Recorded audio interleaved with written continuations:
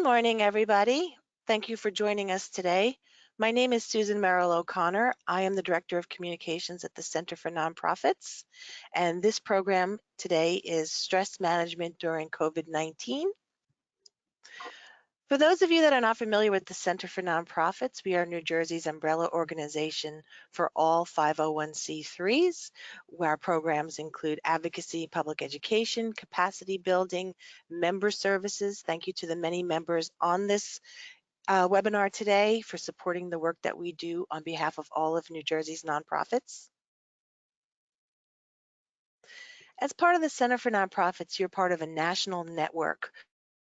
We're all connected to the National Council of Nonprofits. Just about every state in the nation has an organization like the Center for Nonprofits working on the issues that affect the nonprofits in that state. Again, thank you to our center members who help make our voice and programs even stronger. That's our members that are 501c3s and also our members that are associate members, the for-profits and others supporting the work we do. Not a member yet? Join by May 31st and save 10% off annual dues. Stay in touch with the Center for Nonprofits. Join our email list. Like us on social media. And if you like us, we'll like you back. If you haven't done so already, please fill out your census for 2020 and also encourage your communities to do the same. As we all know with nonprofits, if there's not a complete count for New Jersey, a lot of the services would rely on us. And as we know, we are already pretty stretched. So nonprofits are really at the forefront of getting their communities to sign up for the Census 2020. I know this is a very difficult time for all of us, and I appreciate everybody taking the time to join us on this webinar. I hope you and your team are doing okay. Check out our COVID-19 resource page on the center's website. We update it just about every day, and we have information specific for New Jersey's nonprofits. We have a lot of the relief funds that are on there, as well as some of the government loans. We are also sharing the free webinars and the free resources that nonprofits need. So in addition to checking us out on that page, if you have something you think we should be sharing, please send us an email, center@njnonprofits.org. Okay, now this webinar on stress and during the COVID-19 time, I just want to give a quick disclaimer. The information provided in this presentation is for informational purposes only and does not constitute medical or counseling advice. For answers to specific questions concerning your situation, you should consult a knowledgeable health professional who can advise you regarding your particular circumstances. Okay. I'm very excited to introduce you to our presenters today. We have Yvette R. Murry. Yvette is with the YRM Consulting Group, and Yvette is also past chair of the Center for Nonprofits, and she's very involved in the nonprofit community. We also have Shauna Moses of NJAMHAA, that's NJAMHAA, stands for the New Jersey Association of Mental Health and Addiction Agencies, and we're excited to have both of them. And just to give you a little bit more information about our presenters today, Yvette's organization, the YRM Consulting Group, has been dedicated to improving our society by increasing the effectiveness of leaders and organizations in nonprofit corporations and businesses. And you can read a little bit more about their services on this slide. I'm going to actually send everybody a PDF of the slides. Yvette's organization is committed to their mission to strengthen the outcomes of organizations and individuals in their quest to grow and reach their dreams. Now, Shauna with NJAMHAA, NJAMHAA's mission is to promote the value of its members as the highest quality behavioral health care providers for the residents of New Jersey through advocacy and professional development. I'll give you a little inside information. At the Center for Nonprofits, we share office space with NJAMHAA, and they're great suite mates. So Shauna is the Vice President, Public Affairs and Member Services Director. Shauna has a Bachelor of Arts degree in Communications from what was at the time called Trenton State College. Since graduating, she has held a variety of writing jobs in marketing, public relations, medical publishing, employee communications, and advocacy. Shauna joined NJAMHAA in 2006 And she's also on the board of trustees for a nonprofit, Attitudes in Reverse. And Shauna will be telling us a little bit about them as well during this program. So without further ado, thank you to both of our presenters. I am going to turn it over to Yvette. Hello, good morning. Can you hear me well? Yes. Great. Good morning. Shauna and I are so happy to be with you this morning. I can only imagine that you are experiencing a different level of normal right now. So what we want to do in this session is get a sense of who you are, what your concerns are. The chat box is available, so at any point, feel free to chat.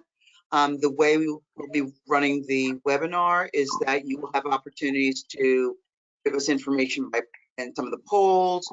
You also will have opportunities to, again, put information in the chat box. If you have questions, we encourage you to write them there. Also, at the end, there will be time for questions and answers. And we hope that this experience is a really great way of starting your afternoon. So thank you for that. So let's get to our next slide. And we want to know who's in the room.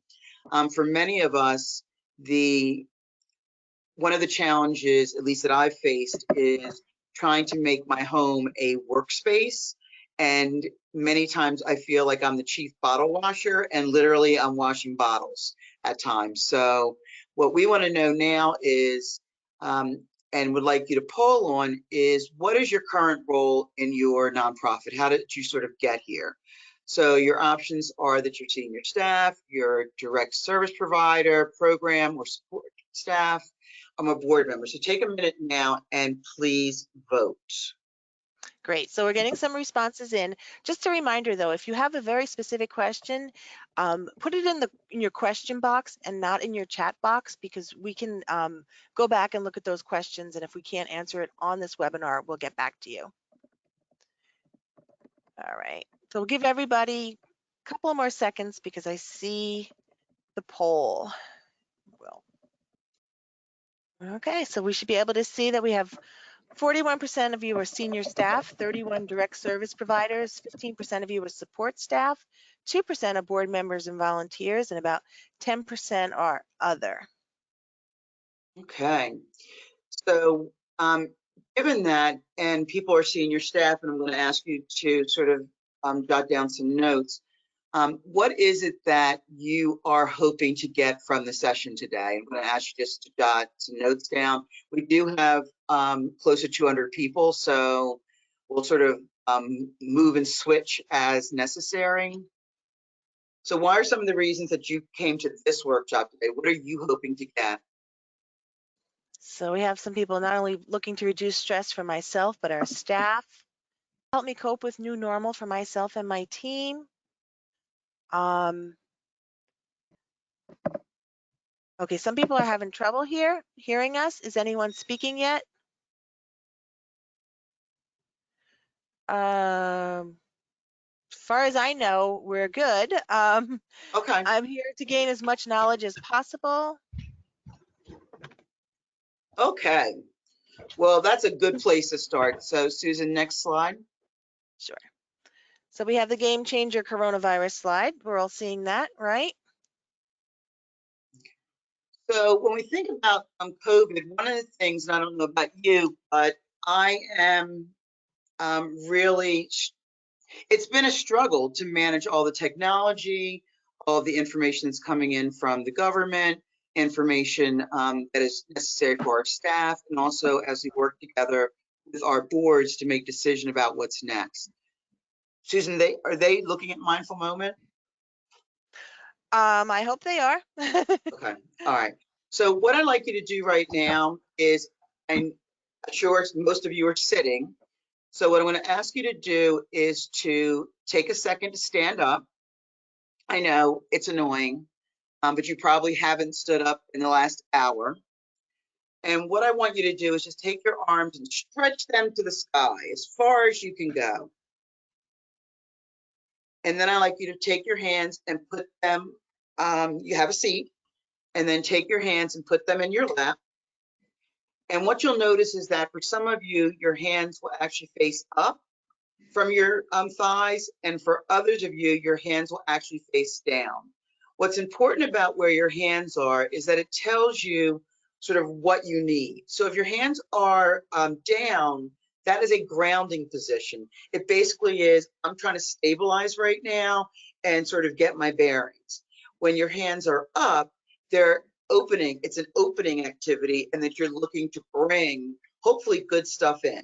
So we really encourage you that throughout your day that you think about, gee, when was the last time I took a really good breath? When was the last time I just stood up and walked around?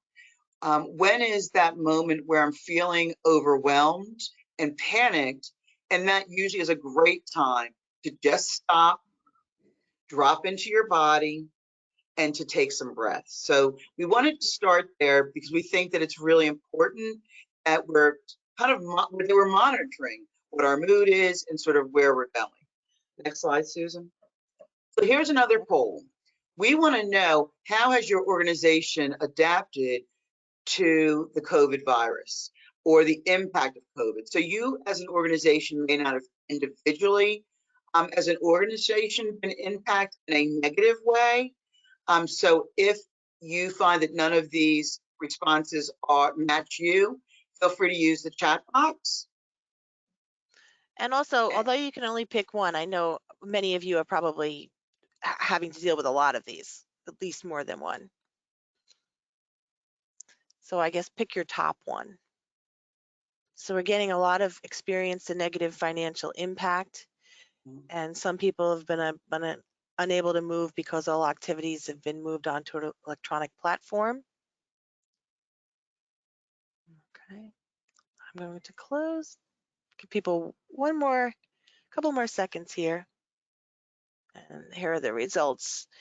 13% needed to reduce staff, 20% experiencing a negative financial impact, 13% lost volunteers, 11% need to cut programs, 42%, big number here, have been unable to move all activities to an electronic platform. So for those of you who have not been able to move to an electronic platform, what are you currently doing? Have you stopped programming?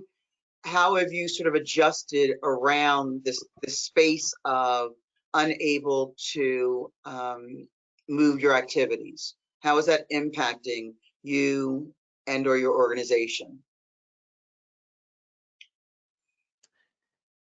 Some people are saying they've been in the office 3 times a week. It's difficult to make calls and reach out. Thankfully, some people have not had to do layoffs, which is nice. That's great. Some people have had to do reduced hours, though. All right, here's another poll I will launch. So on what is your biggest personal challenge? A lot of people are saying the changing demands. 20% need to learn new skills at warp speed. I'm sure that's a concern for many. Just give everybody a moment to, again, I know you can only pick one, but probably you're dealing with at least 2 or 3 of these. So it looks like the 2 that people are responding to most are the telecommuting, the work-life balance, the workspace, and also the changing demands. Very good. So let's talk a little bit about each of these. So I want to start with telecommuting. That very often people have said, oh, gee, I wish I could telecommute, and hadn't really thought through some of the challenges that came with telecommuting. One of the things that some of us are experiencing is just our actual workspace. When you are telecommuting and you are doing webinars and Zooms and Skypes and every other version of visual, one of the things that's really important and can be challenging is finding a space where you currently are based that you're okay with people seeing what's behind you, and being mindful that everyone may not have a space that they feel comfortable showing. So we had a lot of executive leadership So when we're having meetings with people, we really need to be respectful of what they are comfortable doing. We very often don't know. As a manager, I don't know people's individual living situation. So I actually may have staff who are being quarantined with someone who is very much against what they do.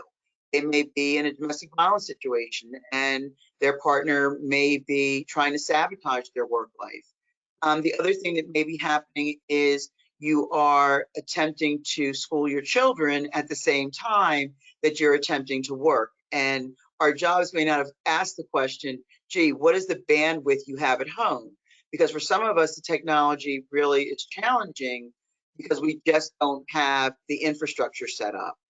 The other challenge with telecommuting is that we're being asked to learn lots of new skills very quickly and very often based on different needs from different both organizations, but also different colleagues. So I strongly encourage, if you are a manager, you really want to have a meeting with your team to find out what are their personal needs. I happen to telecommute on a regular basis, so I have the ability to have a high-end printer with lots of ink. But if I am being asked to work from home, I may not have a printer.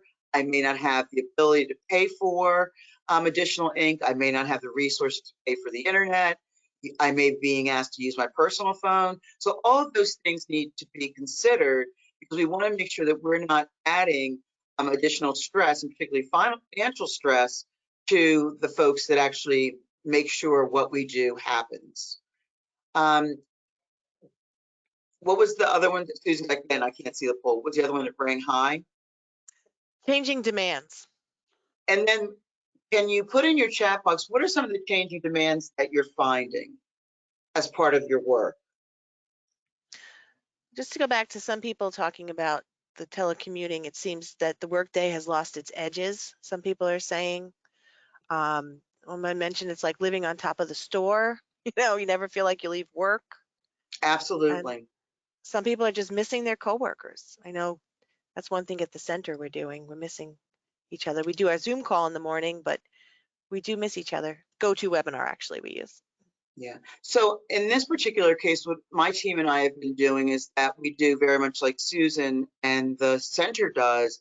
We actually do set aside a time just for us to connect. It very often is a Friday. It's not necessarily high-end work related. It is just a check-in. What I would encourage you, anytime you're meeting with or speaking to a staff member, a funder, or anyone else, start with the question, how are you today? And when they give you the answer, I'm good, go a little further, because the fact is that very few of us are good. It is the answer that we, from a societal perspective, have learned, you just say that. But really check in with your team to see what challenges they may be experiencing, as well as what do they need to do their job as effectively as possible. Okay, Next and we do slide. have some responses to the changing demands. Mhm. Participants as board members who have more time and want to help, but not always in appropriate ways. I Mhm. think that's one that some people are having. Also, overlapping work, applying for new loans, grants, fundraising on top of current workload. That's a changing demand. Coworkers are having issues managing the children as you work as well. So in this case, we also want to consider what is a normal work time, because most of us do have, in addition to just the stress, we also have lots of other work demands. This is where something's got to fall off the plate. We've got to make some decisions about prioritizing what the work is. And I know everything has to get done. The challenge is that if everything's getting done, you're going to burn yourself out, your staff's going to burn themselves out, and eventually nothing will get done. Also understanding that people, based on the level of additional stress that they're experiencing, because being at home with your family is great until you actually have to be at home with your family all the time.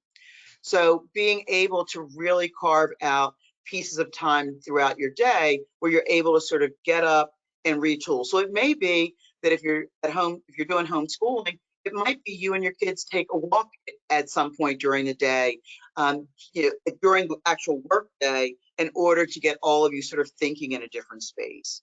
One of the things we've done here is that we have turned into puzzle people. And people, when they just need to walk away, they go play with the puzzle and then off to the next thing. But those are real issues about the demands. And it's unrealistic to expect that we were already overwhelmed and somehow we're going to be less overwhelmed. But the better we can maintain our own mental health and wellness, the easier it will be to do the work that's demanded of us. Right. And one participant totally agrees with you. Walking has helped my son and I take that break from mommy working. Mm-hmm.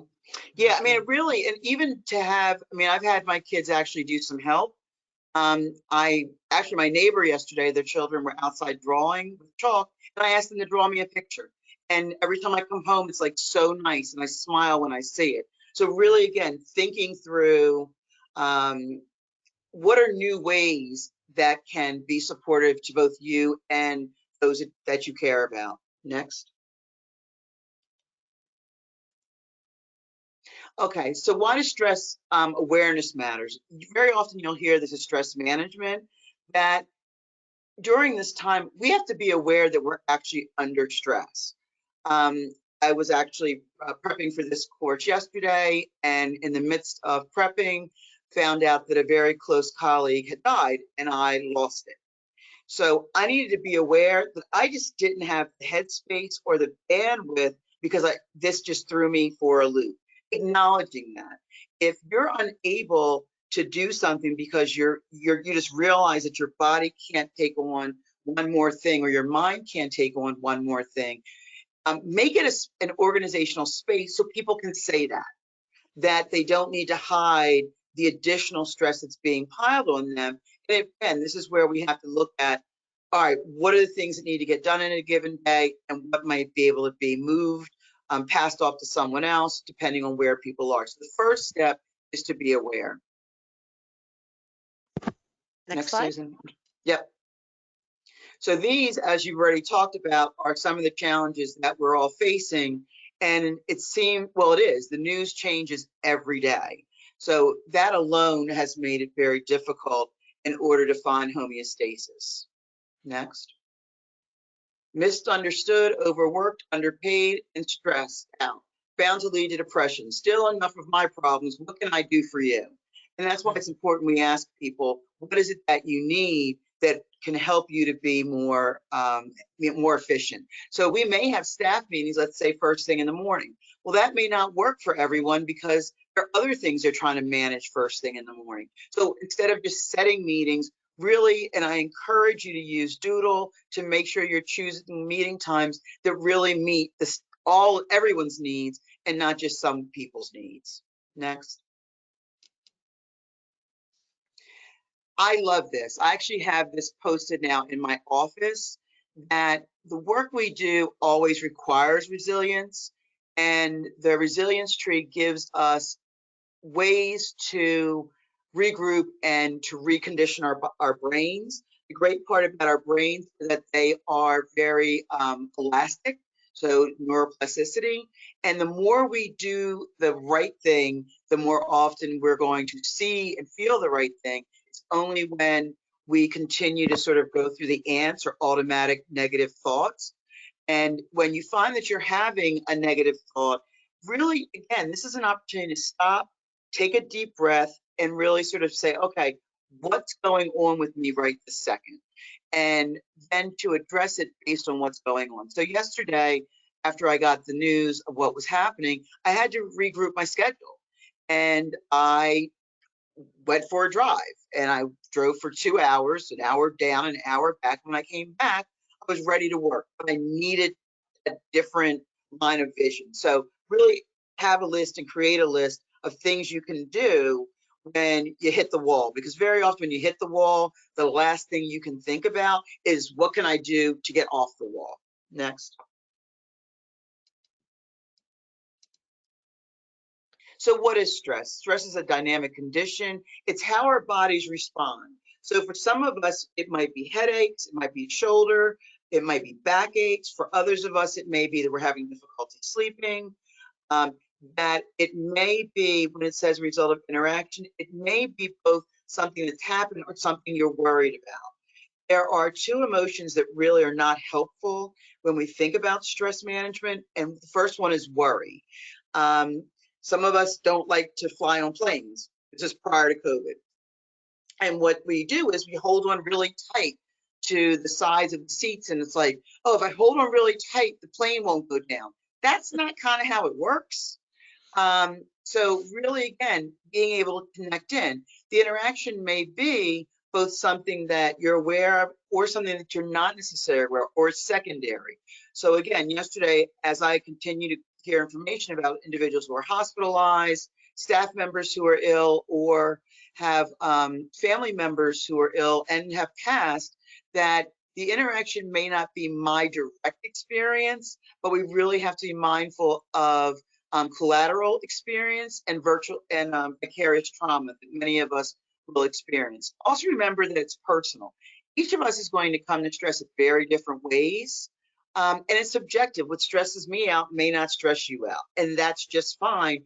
But again, to have empathy when someone is having particularly challenging time. Next. So what are the things that influence unhealthy stress resilience? We talk about nutrition, not getting enough exercise. And here's the thing with exercise. Exercise doesn't mean that you have to go out and do push-ups and jumping jacks and run for 5 miles. Doesn't mean any of those things. What it means is that you've gotten into another zone. So for some people, exercise is, I walked from my house out to my front stoop and I sat there. That's good enough. Exercise may be that you're doing yoga at home or you're practicing meditation. Again, these are great ways of doing staff team builders and also helping people to sort of shake off some of the stress that's happening. So this is not an all or nothing proposition. It is, what can I do right this second? Sometimes it may be for exercise, I'm just going to lift up and move things around my house and clean in spaces, and I'm using my arms and my muscles. Poor sleep hygiene. Just like it was when you were going into your office, it's really important that you try to stay on schedule so that you're going to bed at the same time, you're waking up around the same time. The main difference is that ideally you'll be taking more breaks throughout the day, but you really, if you're sitting after about 90 minutes, if you're still sitting, you've got to get up, get a glass of water. Already health issues that already exist, which may create fear. It may be that you're unable to get to your doctor or your therapist. This is where telemedicine has been really helpful. There also are a host of support groups that we did list at the end of the presentation. We talked about poor relationships, social media. Really encourage people 30 minutes of news and that's it. Especially if you are someone who's experiencing anxiety, feelings of trauma, poor sleep. Because very often when we're looking at the media, we're really looking at the same information over and over again. So choose your trusted source and get your information from that place.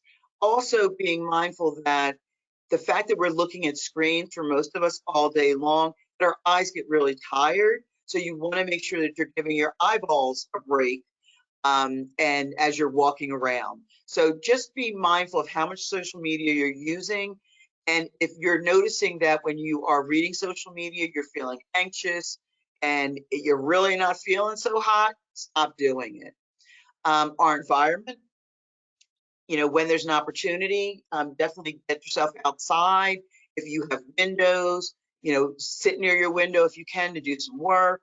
Multitasking, write lists. There's no way around it. It is one of the most important things to do now. And also to identify what are the top 3 things that have to be done. So you may have a list of 75 things that need to get done, much as I do.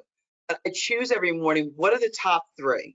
And if I can get one of those things done, fantastic. Then it's sort of, what are my secondary things that are absolutely mindless activities? So in my office, it's filing. When I just need something mindless, but it also still feels productive, I will file things. I will clean up spaces that will make my life feel better. Because one of the things we know is the less clutter you have, the more bandwidth you're going to have related to stress. And then we talked about the difference between reacting and responding. That just because someone sends you an email, it doesn't mean that you immediately need to respond to them. Because very often that's reactionary, and responding is taking the moment, thinking about it, and then determining what makes the most sense. And hopefully, as managers, you are working with your team to understand what are the other time factors that they may be trying to navigate during this time. Next.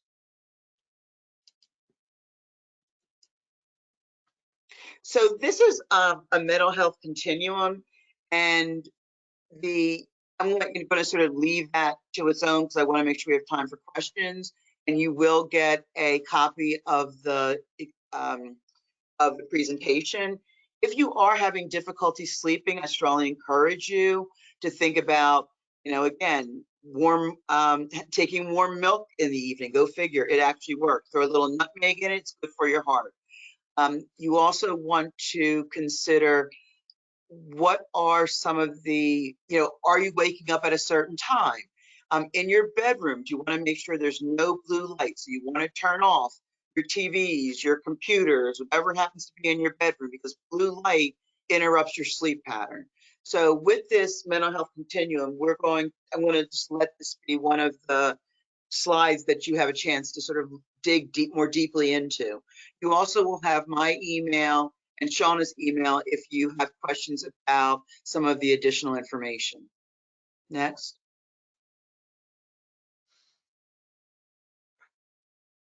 So some of you may be experiencing this. So I'm going to ask you in the text box, what is it that you're currently doing to maintain balance? What are you doing to maintain your boundaries? And please write in the chat box.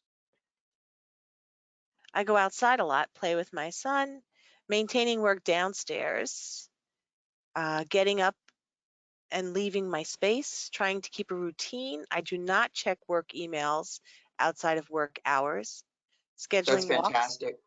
separate room, walking. A lot of people are walking, taking breaks, taking short drives, baking.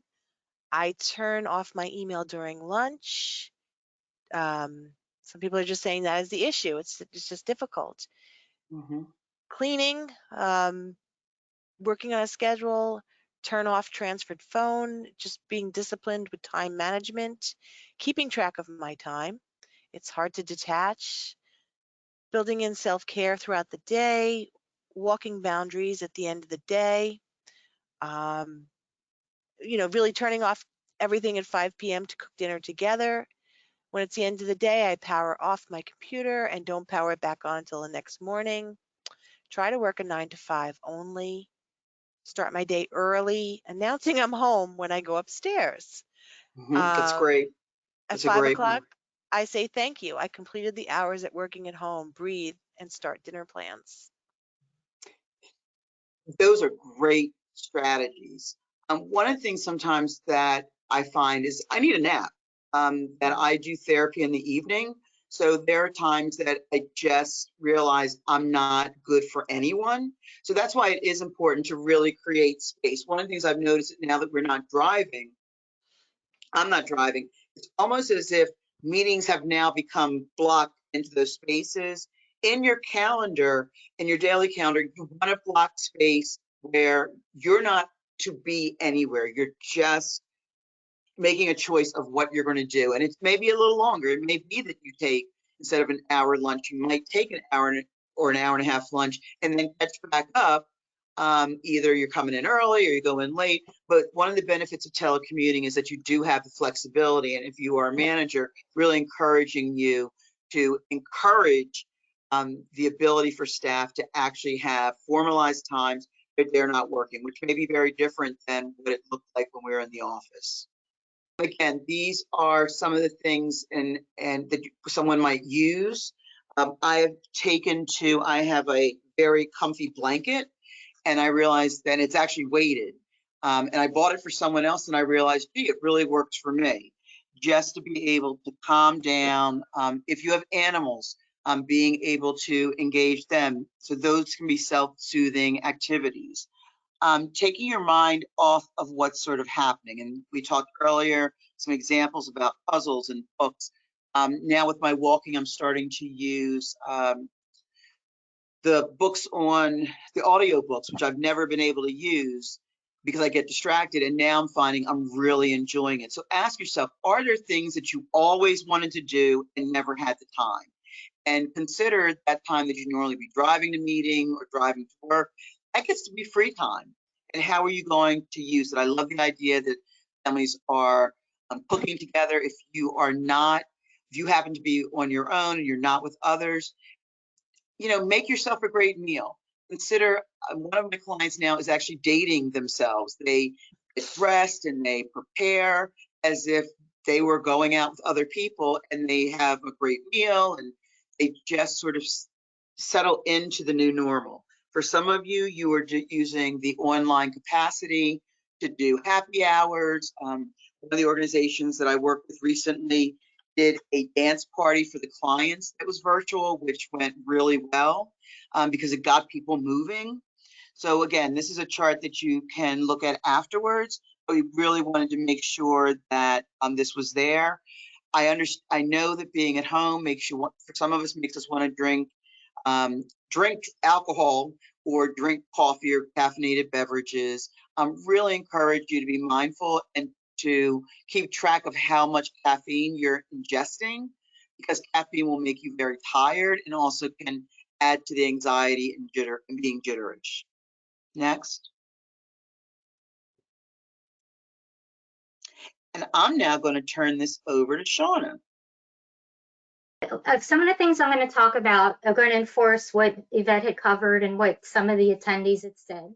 So reinforcement is good. And we're talking about balancing children in the house. In my case, my child is my dog, who is very clingy. She's actually on my lap right now. And hopefully she'll stay quiet. Oh, someone's taking her out now. Thank you. Thank you. Yeah. I took off her collar so she wouldn't be jingling. Okay, now you have my full attention. So Susan mentioned earlier attitudes in reverse. And I'm just going to briefly describe what this group does and also tie in more of information about how pets can help with managing our stress and our mood and all that good stuff. So what you see on this slide now are several pictures of, these are all AIR or Attitudes in Reverse certified therapy dogs. We do mental health and suicide prevention education in schools from upper elementary through college level, and the program's tailored to the different age groups. We always have therapy dogs available. They help people feel comfortable opening up. I also give the presenters a lot of the credit. Trisha, who is in that middle photo holding her dog Goober, she does all the presentations, and I join her when I can. And she shares her loss of her son to suicide, which prompted her family to create this organization. So one of the things that we talk about is how having pets really helps mental health. And you see, we are dog people, but all this applies to cats, probably hamsters, gerbils, maybe even snakes and lizards. I don't see why not, as long as you get some emotional comfort from them. But it's really amazing science behind it. I'm not going to go too much in the science, but it's pretty fascinating, especially since a lot of you are mental health providers. You must be familiar with oxytocin, dopamine, serotonin, all these feel-good brain chemicals. When we're bonded with a dog, and also human children, and either in our own families or if we borrow them from friends, so to speak, it releases these neurotransmitters in our brain. So oxytocin is associated with relationships and bonding, and that releasing that when you're hugging your pet or your child or anyone else for that matter alleviates stress. Dopamine is the pleasure hormone, so that boosts mood and long-term memory. So as you're bonding and connecting with the canine, feline, human, other people, animals in your lives, it releases that also, triggering more production of the dopamine in your brain. Hugging our pets also helps with our stress level. It helps reduce our heart rate and our blood pressure. Interestingly, it also helps reduce the stress level that an animal might be feeling. There's that it's a hormone called cortisol. And as our cortisol levels are being lowered, it also happens with the animal also. So that's a nice symbiotic relationship, cool two-way thing. And let's see, serotonin contributes to well-being and happiness along with dopamine and endorphin. So it's really an amazing thing that, just having a dog around, or even looking at the pictures of dogs. I imagine all of you had smiled when you saw the dog, cat, and can on the previous slide, and all the dogs on this current slide. And it just does us good. So if you have a pet, wonderful. If not, it's okay, because there are many other techniques to help relieve your stress and manage your emotions, as a lot of you had shared already in this presentation.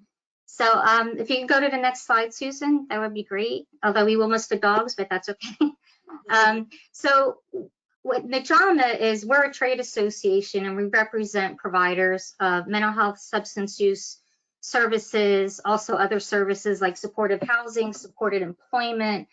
Some have food pantries. They meet such a broad range of needs. I imagine a lot of our members are on there, and I thank you for being on here. And several of our members shared their strategies. So again, some of them are going to reinforce what Yvette and our attendees have shared earlier. Now, some people have really long commutes pre-COVID and after COVID, whenever that happens. They can be as long as an hour. And I imagine that, well, I can remember when I've done it years ago, it can be very stressful. But now with that time you have, you can use it for taking walks or doing other exercise, whether it's a leisurely kind of thing or more intense, depending on your interest in exercise and your fitness level. Of course, if you are into more intense exercise, you'll be familiar with producing more dopamine and endorphins, and you get that what they call runner's high. So that's always a good thing if you're into that, and especially if it's already part of your routine, and definitely keep that up even though you're home more now. As Yvette talked about earlier, limit news watching to once per day, because it can be so overwhelming. It's just like when 9/11 happened. That's just another example that stands out in my mind. The news is constant, and whether it's on the TV, the radio, the internet, and it can bring you down because it's usually bad news, especially related to the COVID crisis or whatever situation the world is in. One of our members says that he and his wife limited watching news to once per day. They used to watch news during dinner, and now they listen to music. So, and he said it has had a big impact on their mood and their stress level and their outlook on life. There's a lot of online opportunities. In addition to virtual museum tours, there are concerts. I saw an ad for operas that are being streamed for free by the Metropolitan Opera online. And there's also podcasts, which you can find inspiring. Some might be entertaining. There's also TED Talks, similar kind of thing like that. What also can help a lot in the COVID crisis and at any time is focusing on what makes you feel grateful. It might help to write these down in a journal, or it doesn't even have to be a formal journal, but just as a way to keep them front of your mind. So if you're ever feeling down, that can help boost you up. Laugh whenever you can. So some TV shows or movies can help with that, or things online without going too much online, like that. We want that balance, like Yvette was talking about earlier. Creative activities can help. I think puzzles were mentioned earlier. There's also, I like to color personally. If you're really artistic, you might want to get into painting or continue that if you're already into it, sculpture, whatever resources and skills and interests you have. There's baking, there's other kinds of crafts. We talked about taking frequent walks. Yvette mentioned cleaning and organizing your home, or at least your workspace. Not the most fun suggestion, I'll admit. I'm not a fan of cleaning, but it always feels great when it's done. So even if you do a little bit here and there, it might not be as such a burden, rather than doing it in one shot. Breathing and moving strategies, yoga can definitely help. Staying in touch with friends and family, of course. Write a wish list. What would you like to do when the COVID crisis is over? Where would you like to go? What new activities would you like to try? So it's good to kind of think ahead a little bit, but in a nice, fun way, in addition to, sure, there's a lot of business related future thinking that needs to be done as well. Any I, questions I or just, comments before I move on? Shauna? Yep. Mm-hmm. Oh, I just wanted to add some of the other things people are doing is learning a language. I've met with talked to several folks who are using, I think Duolingo, which is free, and they're doing that and watching telenovelas in order to get their Spanish skills up. Some other things people have done is actually started to create vision boards. You know, what do they want both personally and professionally as, you know, the time moves forward? And then what are that list of things that you've always wanted to do and just sort of didn't happen? I want to clarify the cleaning thing. I am not suggesting cleaning everything, because if I said that, my staff would look at me like I was insane, which I am not. But take 5 minutes. I'm going to spend the next 5 minutes putting folders away. And lo and behold, you know, half an hour later, I've gotten a bunch of stuff done and I had only allocated 5 minutes. So one of the goals is do not beat up on yourself, that there's no need to.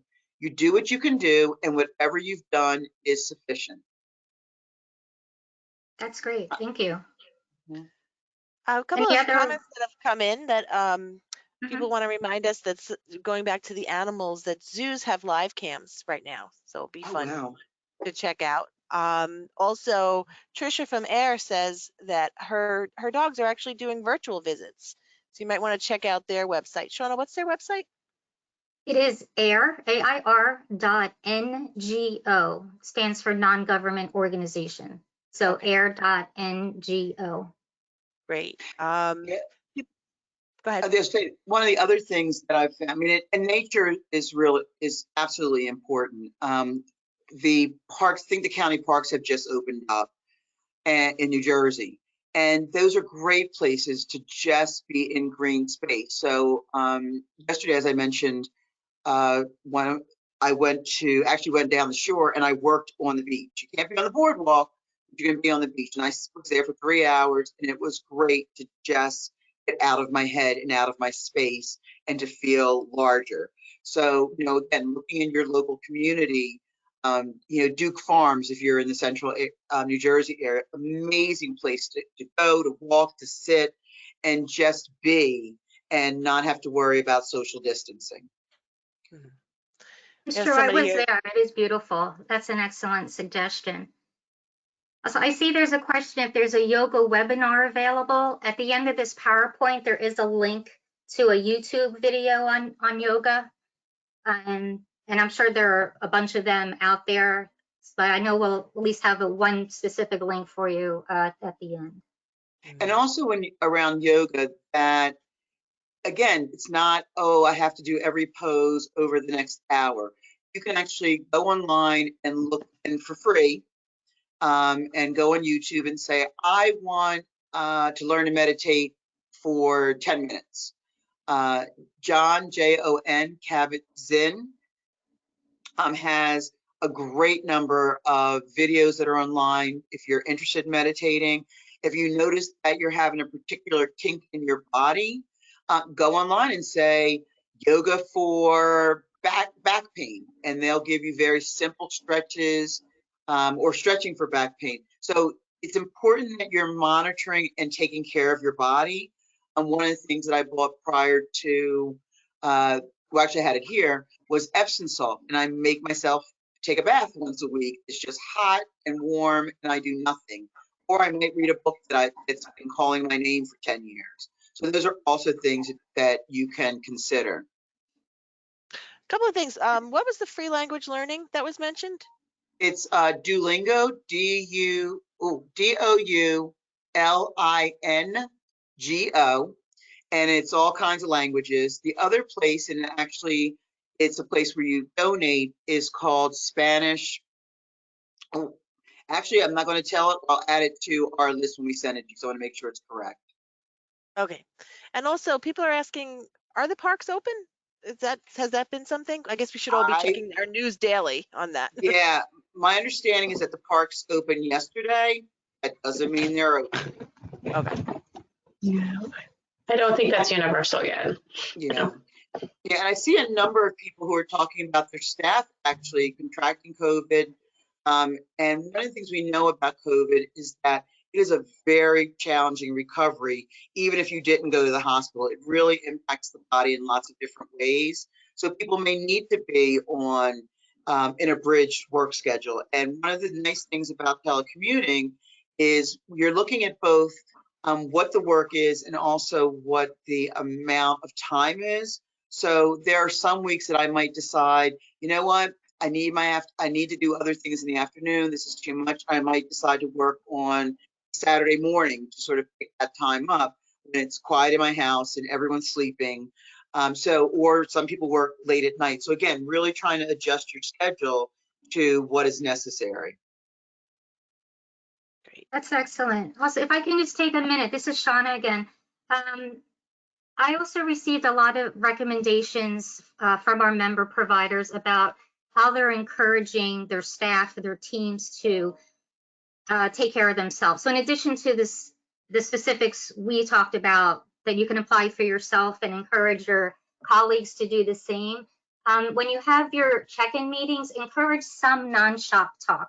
And I know there is a lot of business and challenges related to the work and services you need to discuss, but if you can carve out some time to see if anyone has a funny story to share or a tip, like with managing the kids and the clingy dogs, in my case, recipes they might want to share, recommend movies and TV shows, just something to build a sense of that camaraderie that you have when you're in person at the office, but you don't have that as much now.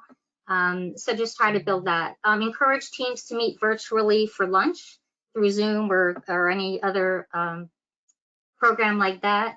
Help staff structure their days. We did talk about structure through this webinar, and they were all excellent suggestions for achieving work-life balance. If any of you are in management, you might need to provide tools and guidance for doing that. And if I find certain links about that, we'll definitely share them. I just thought of it now that you might not know what those tools are, but I'm sure they're out there. So I'll look into that. Encouraging your staff to take frequent breaks, of course. If you can, offer virtual support groups. One of our members, it's a really large agency, so they have a lot of resources.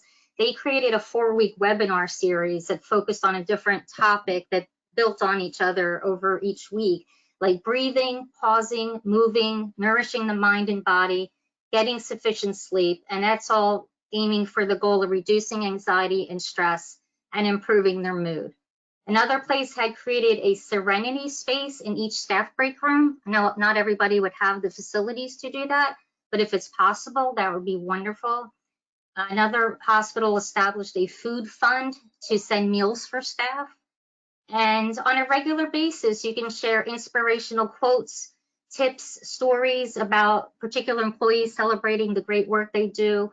And one company actually developed an internal app to do this. And staff members share their own recognition of their coworkers. The communications department also puts feature articles together. You know, they're probably short, but definitely to say, we recognize and appreciate and all the great work that everyone's doing and the impact you're having.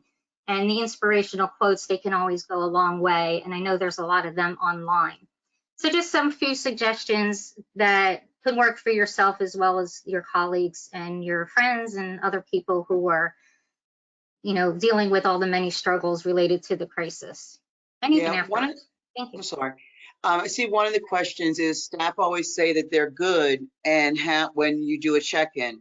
So some of the things that I've used with my staff is tell us one thing you did this week that was just for you. Share one success that you had this week. So that way it sort of helps so that you kind of get away from the it's good. And if folks are sort of saying, gee, I don't know. I mean, we keep a running list. We actually started an A through Z list. So people can sort of say, you know, you used to play A for apple, B for ball, that you're bringing to your party, but it might be A, you know, becomes something that is, I can't even come up with an A right now. That A might be that I took an action. I took an action to create a space, for myself in my house. But again, anything you can do that gives more ideas and strategies is helpful. There was a question that I saw that came up around seniors and how do we support seniors and what are ideas for replacements for hugging? Some of the things people are doing is using the mail or drawing pictures for our families. Some families have actually created, and if you look online, there actually is a list of different ways to hug virtually to help with the isolation. The biggest issue for seniors is being able to have someone available to just hear them. And that's the same issue that many of us have, is just to be heard about, you know, what was the highlight of the day? What was the thing that really challenged us? So being able to talk it through, and obviously as a therapist, that's what I do. Being able to talk through with someone that's close to you that, you know, that you trust, to find out what are some strategies they may have in order for you to feel better and to do better. Someone wrote here that they assign different lunch hours to staff. So that way there's always work coverages, but it allows for the individual to be able to step away and or walk away. So we're at 12 o'clock. We want to be respectful of time. So for those of you who need to jump off, we totally understand. Shauna, can you stay on for another 15 minutes? Sure, no problem. Okay, so for those of you who want to stay, of other things, you know, we'll respond to some of the questions we've seen in the chat box. But if you remember nothing else today, do something good for yourself. Do something that brings a smile to your face, warms your body, but that it's just for you, not for anyone else. Because during this time, we've got to be focused, not just on stress management, but on stress awareness. Right. I'm gonna go. Shauna, are we done with this slide? Should I move to the next one? Yeah. Sure. Mm-hmm. No, I'm glad we didn't forget that one. Yeah, I almost thought we forgot it. Yes. So we're talking about looking ahead while we're dealing with the present. And I love this quote that I received from Greg Speed at Ascenda Integrated Health. So Greg, if you're on, thank you. I'll thank you again, which I'm sure I did, but it says so much. So even when we're in a difficult, challenging, and emotionally taxing situation, there's usually, if not always, a positive coming out of it. You know that song, if it doesn't kill us, it makes us stronger. I won't sing, don't worry. But this is so true. And there is a benefit, even if it's a small part, kind of buried from all the negative that we're dealing with. It helps to kind of step back if you can and think, all right, we're learning from this. We're going to become better organizations and more effective in our roles through this.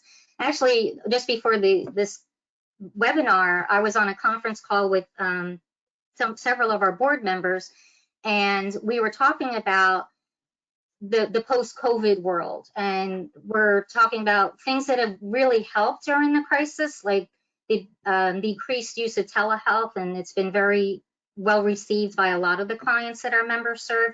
And we're going to advocate to try to be able to do that in the long run. Some of the regulations were relaxed during the crisis, and we don't want to go back to the restrictions that had been in place. So there are things you have control of within your own lives and your own organizations. And in the case of NJAMHAA and probably Center for Nonprofits too, other advocacy groups, it helps build our case for what to advocate for to help make all of our member organizations even more effective in what they do.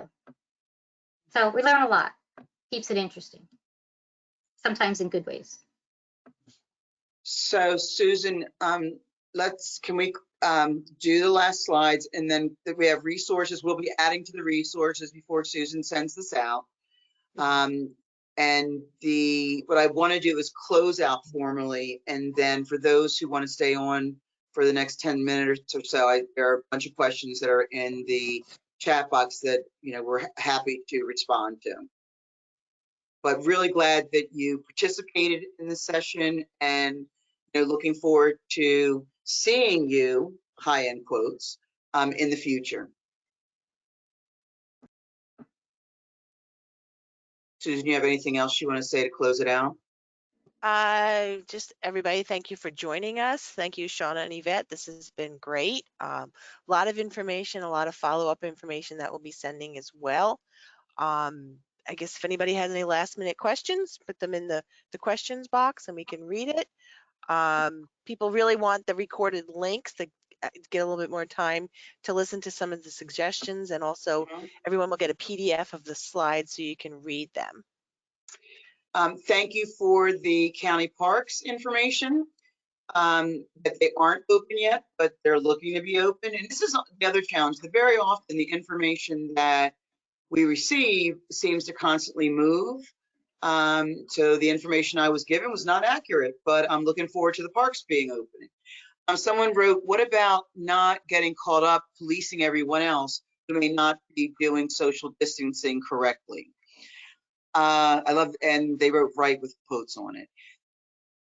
With all things, we can only control our own behavior, not others' behavior. So if you are, and this person talks about the anger, and part of it is, you know, in New Jersey, we're so used to moving, as well as in New York, and that we don't take the time just to sort of stop. So if you see someone who's coming towards you and they're not social distancing, then you back up and just take a few breaths, because it gives you an opportunity to just sort of connect in. If you're feeling anger, then there are a few things. One is the anger about just the person walking towards you, or is the anger about the fact that you have to do this at all? You may have stores that have very tight aisles, and you may say to them, look, can we have arrows that go in the aisles, so that way, not just when I'm at the register seeing 6 feet, but also that I know everyone's going the same direction, so it's less likely for people not to be social distancing. But it is important, again, to also make decisions about what time you go places. This is one of the great things about telecommuting. So prior to this session, I ran to Costco to find toilet paper, which I did not find, surprise. But the way it's set up, and I shop there now because they have wide aisles. So you may have to change where you shop if you find that the controls in place really aren't working for you related to social distancing. There also is a question about, what do I do when my staff come back? And I think this sort of dovetails into what Shauna was talking about as to post-COVID. It's very likely we're going to be in some form of the situation for at least the next 12 to 18 months. That does not mean we'll all be locked in, so I want to make sure I say that. You may decide that it makes sense to have more people do telecommuting if that's something that makes sense for you. This is where the board really comes in. The board needs to be able to allocate funds so that people aren't taking on, again, additional debt as a result of needing to telecommute. So we need to make sure that we have the equipment available if people are going to telecommute. We need to make sure we're thinking through, how are we ensuring appropriate compensation for folks. When we think about the board, and this is where a strong board chair is essential, or at least one board member that gets it. The difference between what the board's role is, which is fiduciary, and what the executive director or president's responsibility is related to the staff. So you still want to maintain that boundary, that staff aren't jumping the ED to speak to the board, and if they do, the board understands that they really need to send that information back to the ED to manage. It's not for the board to manage that work. Other questions that you'd like answered? It doesn't look like there have been any new questions, but feel free to type in one or two. I see one that says keeping staff motivated when they return to work. It may very well be that you do shift work so that you can maintain. Most of the nonprofits that I've worked with, we work in very tight spaces. So it may very well be that you rotate when staff come in, and some staff really want to be in the office because that's how they create their balance. So that goes back to that individual conversation of, how do we meet the particular needs of each of our staff members. Much more labor intensive, But in the end, you'll find that it really is helpful, or can be helpful. I see one here, confusing to learn about Zoom. There are loads of free webinars, both on the platforms, be it Zoom, WebEx. I think we're on, I don't know what we're on. We're on something, we're on Go to Webinar. Go to So there webinar, yes. are tutorials to help you sort of manage it, but just be honest with folks and say, you know what? This is new to me and I need some guidance and I need some assistance. And what you'll find is that that also will take the stress load off of someone else, because you may be their good deed for the day. You never know. We have a question here. How do you deal with an executive director who feels because you are working from home, you should be doing more work? You almost wonder if that might have been a problem beforehand too. Yeah, it sounds like it probably was. Um, it, that's a tough one. That one's a tough one, because and part of it may be the staff act or the individual sort of verbally sharing what is happening. And I would say this to you, if this was happening on your day job, when you were showing up, or when you're not showing up, because the behavior hasn't changed. If you find that you have unrealistic expectations that you're being asked to meet, then it's important that you say that. And if you find that it's not something that you can say, there are a lot of jobs that are out there and people are looking. And again, I would say this if it was a face-to-face training as well as on a Zoom training, that we all choose how miserable we're going to be. And to have someone else make us miserable because they have unhealthy boundaries doesn't mean that you have to have unhealthy boundaries. And I don't know if that answers the question or not. Oh, we also have another question. Any tips, suggestions for staff who are not only still working, but have an even heavier caseload? I think that's several people, especially in the mental health and healthcare arena. You want to take a crack at that, Shauna, or you want me to do it? Can you repeat the question? I listened, Sure. but give me another minute Okay. to focus, get some Any thoughts tips? together. So go ahead. Any tips, suggestions for staff who are not only still working, but have a heavier caseload? Huh. That's a good one. I might have to look into that offline, and we'll incorporate it in the materials that we send after. Okay. I'm sure I can get a lot of great insights from some members on that. I'm not the expert on it, but it's an excellent question. So I'm going to jot it down, and I'll see what I can find, and I'll share that. Thank you Great. for the question. Sorry I can't answer it. Yeah, On the and spot. it may be how we act. I mean, from as a therapist whose caseload is burgeoning, some of the things that have been done is we've actually been prioritizing. Does everyone need to potentially have therapy every week? So it may be that there are longer periods of when therapy happens on the caseload. So that we're really identifying individuals who are high risk they need to check in. It also may be shorter sessions. So if you're being funded, it may be something to go back to your funder and say, we don't have the capacity based on what is coming in. So we need to really rethink how we're doing the work. This is one of those times where we have to sort of look at particularly if you're a therapist or mental health professional, to look at what does our code of ethics say? Also, have there been changes for this period around the code of ethics?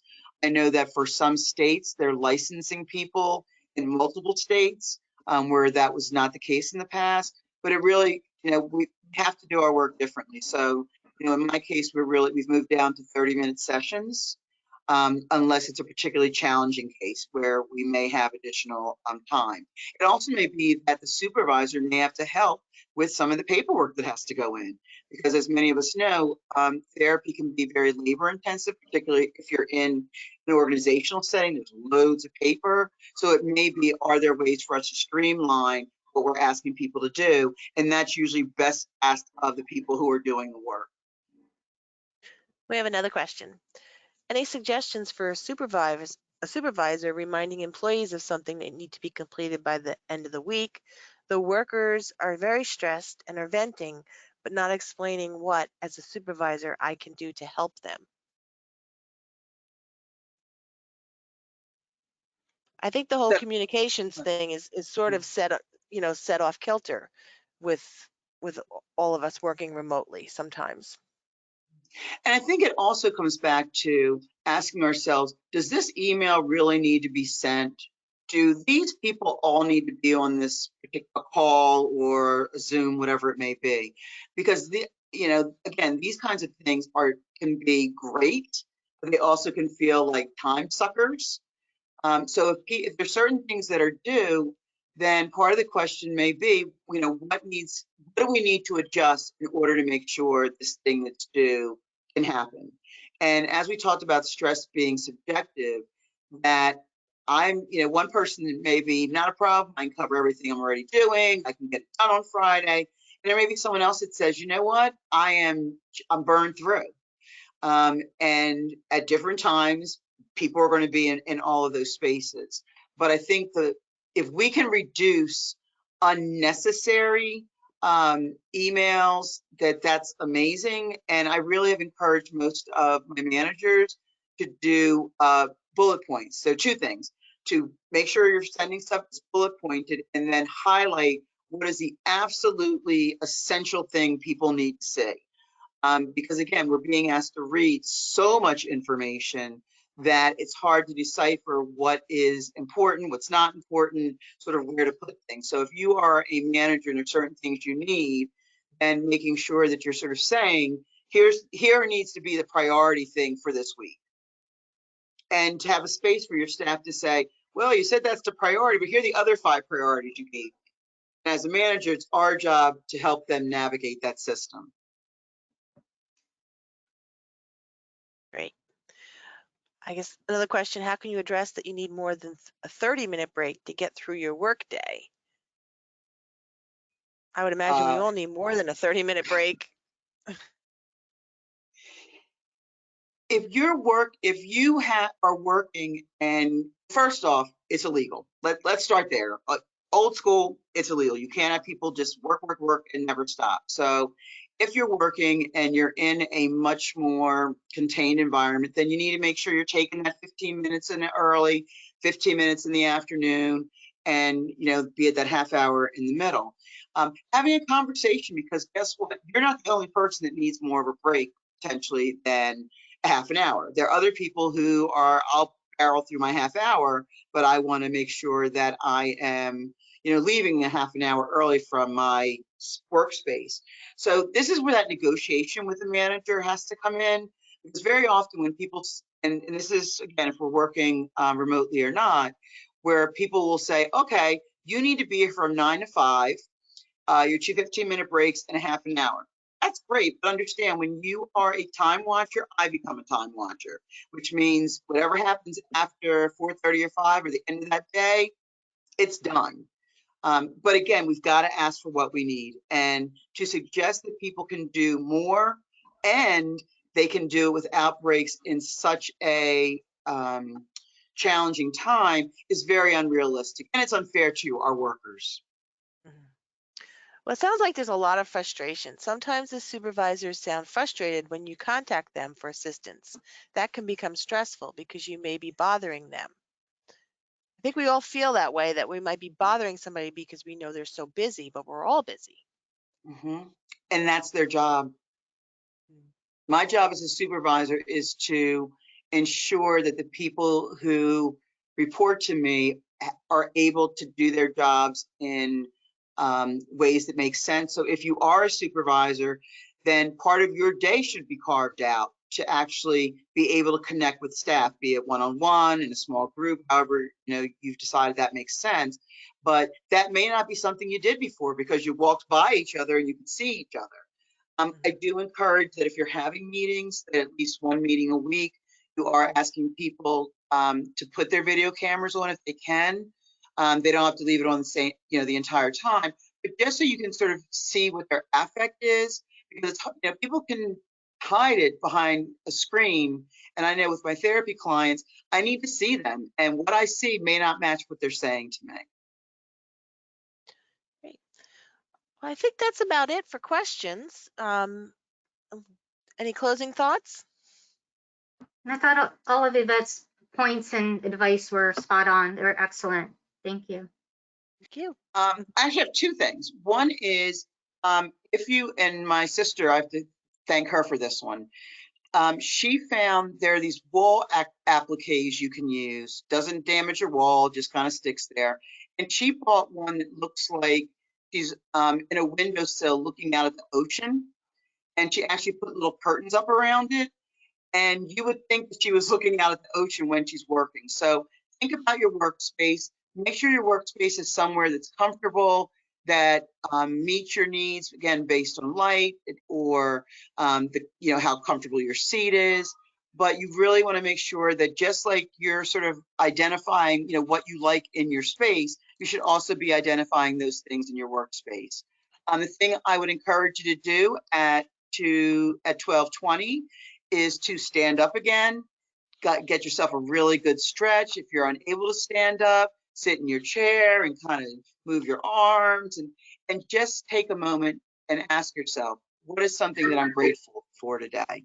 And if you do that, you've at least done one thing for yourself today, including this call, which would make it two things for yourself. But have a great day and make sure you get outside. And when you're feeling stressed, talk to someone about it, be it a professional, a friend, a colleague, so that you're able to sort of offload those feelings and those emotions. But thank you so much for spending your time with us today. I do anticipate there'll be some follow-up sessions based on the comments that we saw. So be on the lookout for them. Yes, and be on the lookout for information with the recorded link to this webinar and also the PDF and also some follow-up information that may be coming in the next few days. Thank you everybody for joining us, and thanks for all you're doing during this very difficult time. We're here to support you. Ditto. Thank you. Bye, everyone. Bye. Take care.